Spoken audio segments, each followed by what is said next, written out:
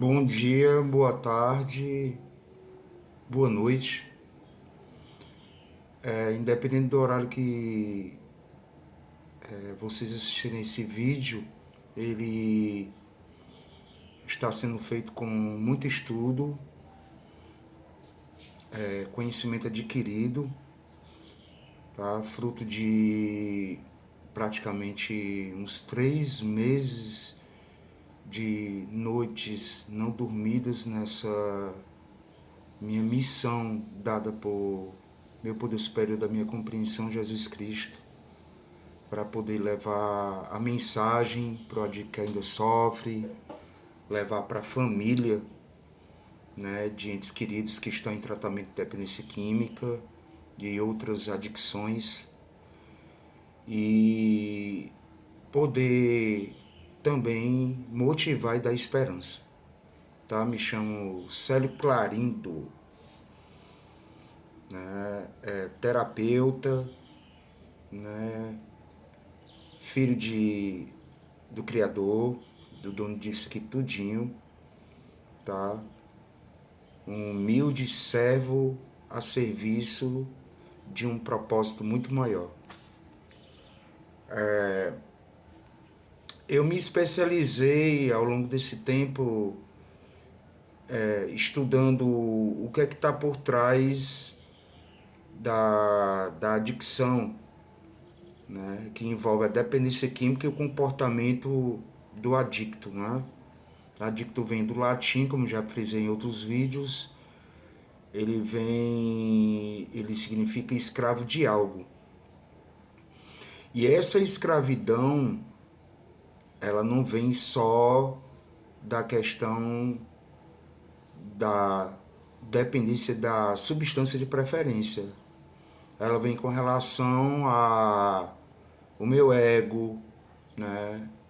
A todo o meu processo de comportamento, tá? Que também vicia além da substância, tá? Então, num tratamento, né, quando o adicto ele, ele perde o controle da sua vida, esse tratamento tem que ser visando não só a abstinência da substância, mas também, né, tratar aquilo que me levou ao uso.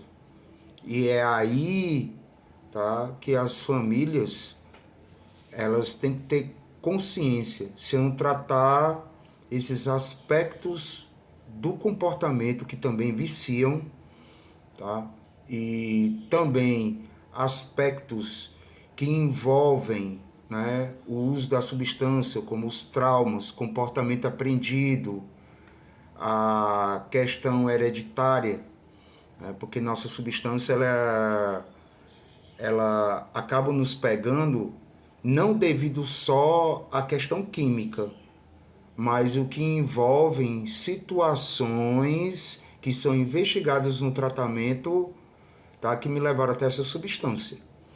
Então, eu estou caminhando para os 15 anos, se eu não me engano, eu estou uns 14 anos e 5 meses, né, não sei quantos dias, não me lembro agora, não me recordo, onde eu não estou limpo porque eu quero, eu estou limpo porque, né, primeiramente, eu digo assim, com toda humildade, 90% devido à posição da minha família com relação ao meu tratamento.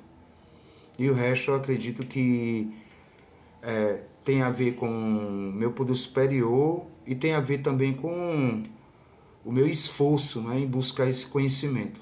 Né? Também tem a ver comigo também.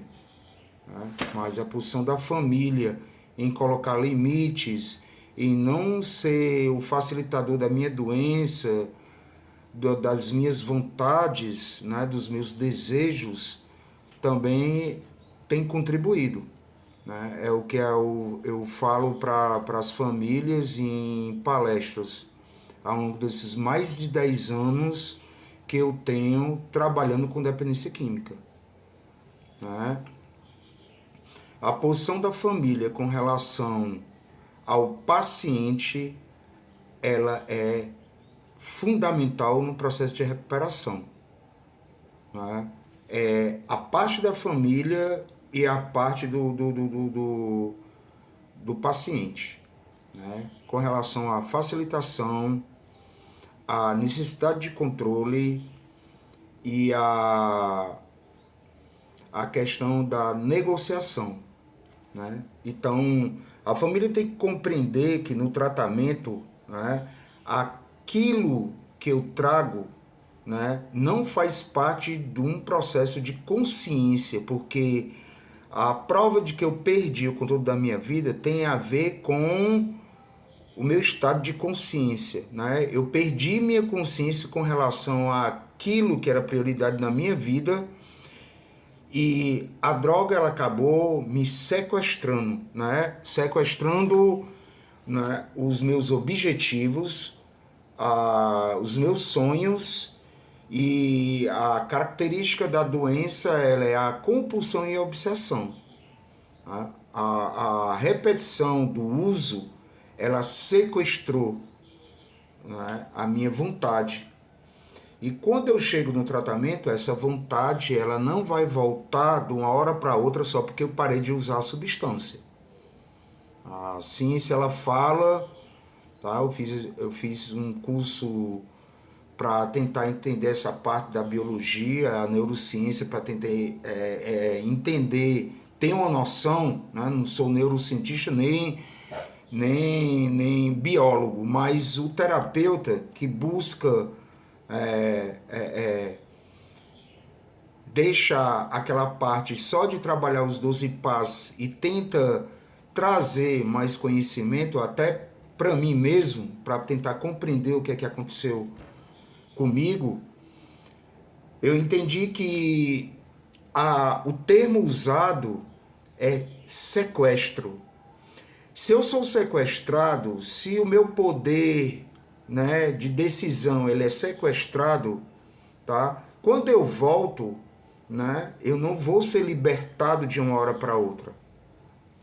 Então, a questão biológica é que as medicações elas vão atuar, né, no cérebro com relação a essa baixa serotonina, porque a dopamina ela foi estimulada, é um neurotransmissor excitatório. Já a serotonina ela é inibidor, ela me acalma. Elas são em duas partes do cérebro totalmente diferentes. Tá? Então, a dopamina ela dá o prazer, a serotonina traz a felicidade. O prazer ele não vai ser para sempre, né? E aí, quando eu tenho estímulo de dopamina no núcleo accumbens, tá? Na área de recompensa do cérebro, que fica nesse sistema de recompensa, né? Essa parte da tomada de decisão do córtex pré-frontal, ela é sequestrada, né? Porque no momento que aumenta a dopamina, baixa a serotonina, né? A dopamina em excesso, estimulada pela minha substância, baixa a serotonina. Quando baixa essa serotonina, tá? Essa amígdala, o sistema de luta e fuga, tá? Que é outro órgão que está nessa parte cerebral, ela é responsável pelo medo, pela busca, pelo estresse, pelo o cortisol, por tudo que você imaginar, né?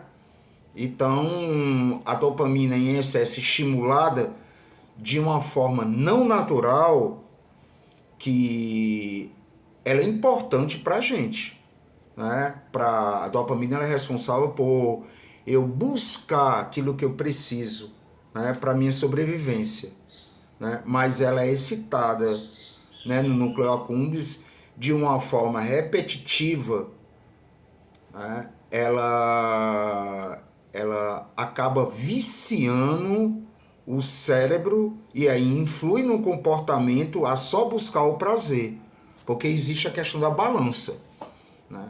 Nós viemos de ancestrais que eles iam buscar através da caça, né, esse alimento. Então, nós viemos de ancestrais, o homem das cavernas, para vocês entenderem melhor, onde essa balança eu tinha que ter a dor e o prazer de forma equilibrada. A droga, ela faz só eu ter o prazer, e o ser humano, ele não foi feito só para ter prazer. Porque se eu tiver só o prazer, eu fico viciado no prazer. E a balança, a homeostase, que uma vez eu falei, tá? Ela é uma parte fisiológica, biológica, para manter esse equilíbrio, né? Não posso ter só prazer. Então a balança lá fica tendo só dopamina, eu não tenho dor, né? Só prazer. Os receptores, né? que estão lá para dar essa dopamina, eles são bloqueados, os receptores, né, da dopamina, eles são bloqueados porque ele entende que já tem tanta dopamina que aí a parte biológica ela tem que manter o equilíbrio, né? Então a dopamina fornecida pela substância no núcleo accumbens, na área tegmentar ventral, e aí o que acontece, né? O corpo, para manter a homeostase, ela tem que colocar, né, um processo para tentar nivelar esse tanto de dopamina. É o que acontece, né? A forma de ser produzida de forma natural através de prazeres naturais, como estar com a família, né? Estar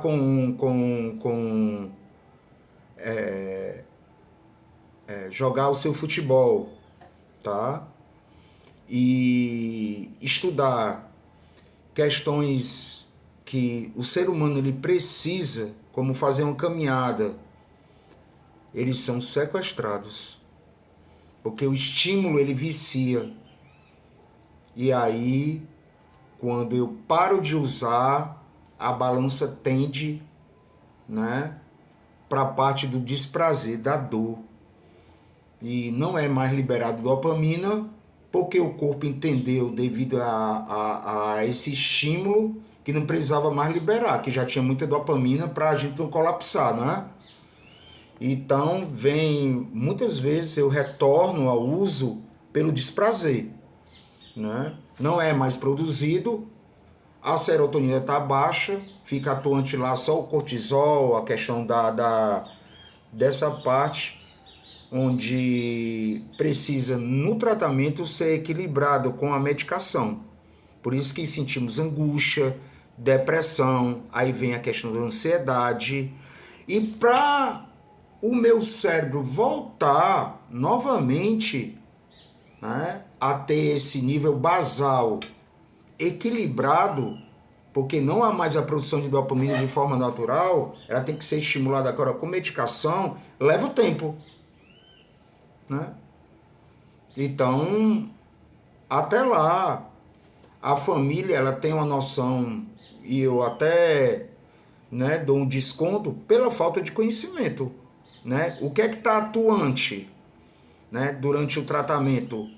A parte reptiliana dos impulsos e desejos, que é o que acontece quando a tomada de decisão lógica ela sai e fica só o emocional e a questão dos meus desejos. Então, não há uma pessoa em tratamento até estabelecer, vai de corpo para corpo, de biologia para biologia, tá?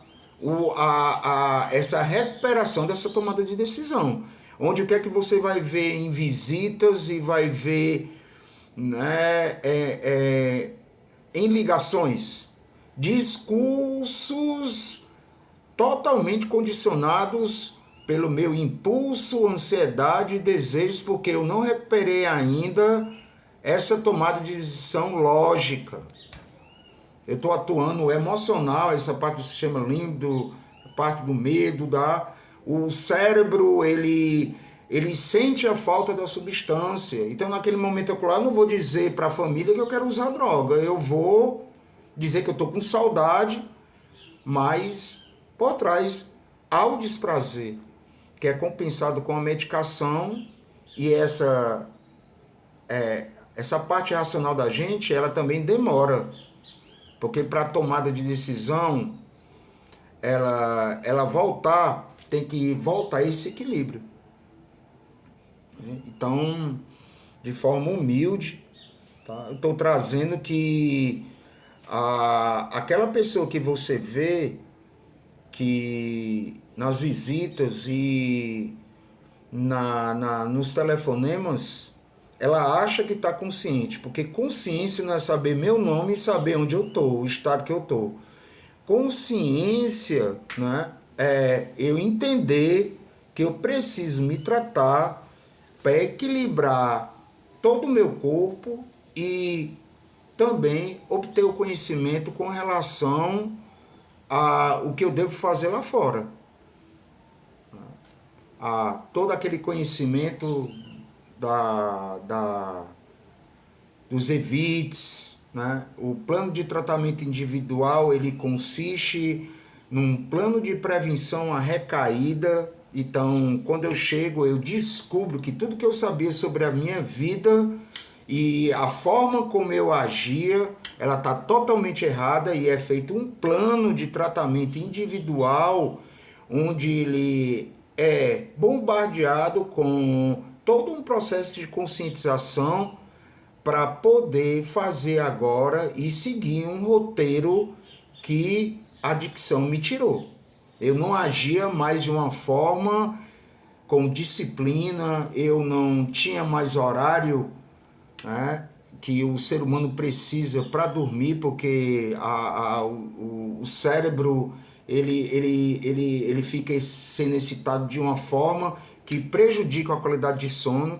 Eu estou estudando sobre o sono, como ele é importante, né? Nessa era de estímulos, né, de redes sociais, tá? Da questão que eu estou estudando também sobre alimentação ultraprocessada, a questão do açúcar, né, que está trazendo aí o Ozempic, né, que eu também estou vendo, que em outro vídeo eu vou estar trazendo. Tudo isso excita o meu sistema de recompensa de um jeito para que ele volte. O que eu estou escrevendo sobre isso. Eles também são conscientizados que quando eu voltar eu tenho que estar tomando cuidado também com esses outros estímulos, tá? Porque o meu sistema de recompensa, o meu cérebro ficou condicionado a ter recompensa imediata. Então eu não posso só parar a substância e continuar com a má alimentação, sem dormir, preso ao celular, sem um processo de disciplina lá fora. Porque se eu não descansar o cérebro, o que faz eu retornar é a minha parte emocional, é o estresse. E essa inabilidade de lidar com essa fadiga e o cansaço. E tudo isso faz eu retornar. Então já estou preparando aqui um roteiro, né, com relação... Porque eu fico focado só na substância, e aí eu volto e continuo com os mesmos hábitos, onde eu não descanso o cérebro, ele precisa de descanso. Se eu tiver um cérebro onde eu paro de usar e vou para outros vícios, né, outras coisinhas lá camufladas, mas na verdade são vícios, eu vou acabar voltando a usar minha substância de preferência, né? Eu saio, passo o tratamento, aí volto, continuo com um processo onde não tem um descanso, não tem uma disciplina, não tem uma rotina, e tudo isso é ensinado dentro do tratamento. Só que eu vou estar trazendo essas questões aí que no meu tratamento não foram nem discutidas. Ter cuidado com a alimentação, ter cuidado com as redes sociais, né? E então estou preparando aí um vídeo só sobre isso aí. Pois bom dia, uma boa tarde, uma boa noite.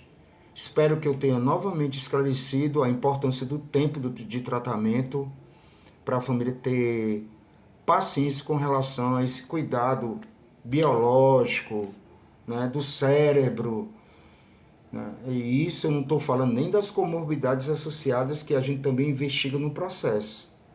Então, o tratamento ele consiste também nessa paciência, né? Por que a família não está tendo paciência? Será que a família também está preso a estímulos lá fora que não estão fazendo mais só a preocupação, ou tem a ver também com redes sociais, má alimentação? Porque às vezes a gente fica focado numa coisa, mas vem de outra, né? Por que eu estou trazendo isso com veemência e com propriedade? Porque até então eu achava que estava com depressão, eu estava angustiado e estava estudando muita filosofia e lendo livros de autoajuda, e na verdade era uma coisa bem simples que estava trazendo angústia. Pensei que era abstinência também e descobri no final que era uma má alimentação. E horas, né, nas redes sociais e à noite acordado, que estavam prejudicando todo o meu processo, né, biológico e de neurotransmissores como a dopamina e a serotonina. Só foi eu trocar, diminuir a questão do açúcar, né? Pegar o celular, botar em outro cômodo para não ficar estimulado, acordado durante a noite. O sono ele está me trazendo, não ainda atingir um sono perfeito, porque às vezes eu recaio, tanto em querer ficar vendo filme durante a noite ou na questão do açúcar, tá? Mas às vezes a gente pensa que uma coisa é outra, é igual no nosso processo. A gente vai para se tratar, a família não espera nem a equipe multidisciplinar descobrir do que se trata. Porque não é só questão de infância e só questões do ego. É toda uma complexidade que envolve o nosso tratamento, tá?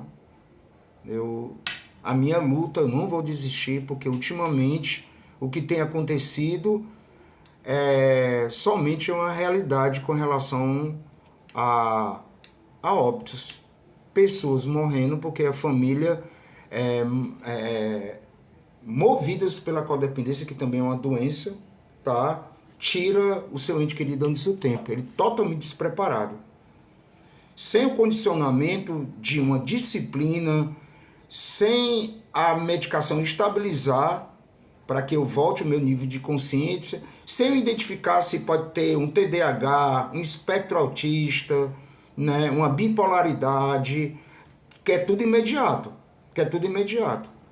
Eu fico pensando assim, se com certeza, né, a pessoa não está em outra realidade, porque como a negação atinge a gente, também atinge os familiares, tá? A questão da confiança com relação ao nosso trabalho e paciência.